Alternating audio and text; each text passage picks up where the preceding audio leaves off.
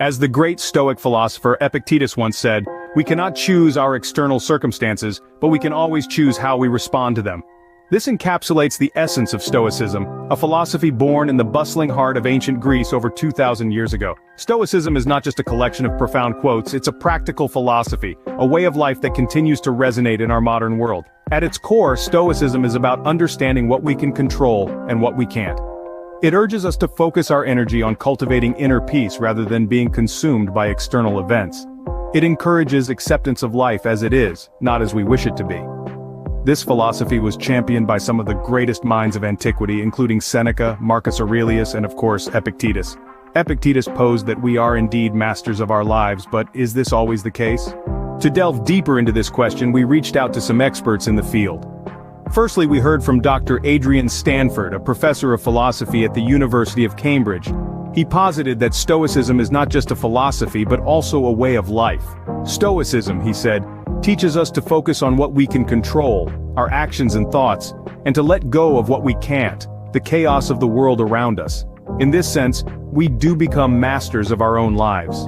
We also spoke with renowned author Isabella Lorenzo, who has written extensively on Stoicism. She believes that Stoicism's true power lies in its practicality.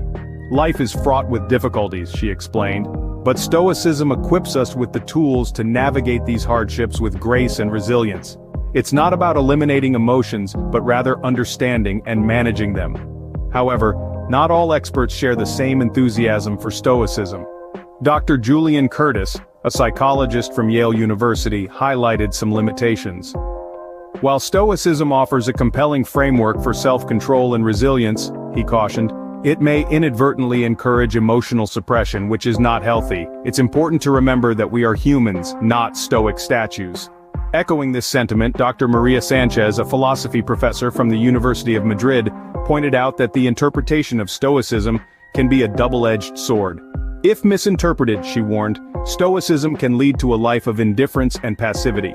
It should be about achieving tranquility through understanding, not by ignoring or avoiding emotions. Finally, we heard from Dr. James O'Connell, a psychologist and author who has studied the application of Stoicism in modern times. He believes Stoicism is more relevant now than ever. In an age of instant gratification, he remarked, Stoicism teaches us patience, acceptance, and the value of living in the present. From these expert insights, we can see that the interpretation of Stoicism can vary greatly. In light of these perspectives, we return to our initial question. Are we really masters of our lives? The Stoics would have us believe that we are. They argue that while we can't control what happens to us, we can control how we react to it. Our thoughts, emotions, and actions are ours to command, and in this command, we find our mastery. But is this really the case? Modern psychology and sociology have brought new insights to the table.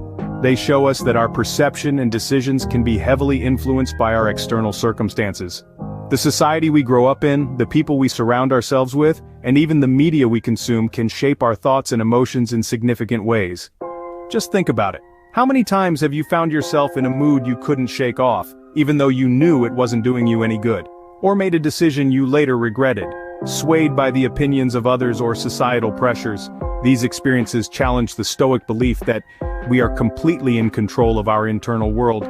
They suggest that our mastery is not as absolute as we might like to think. That said, this doesn't mean we should abandon the Stoic philosophy altogether.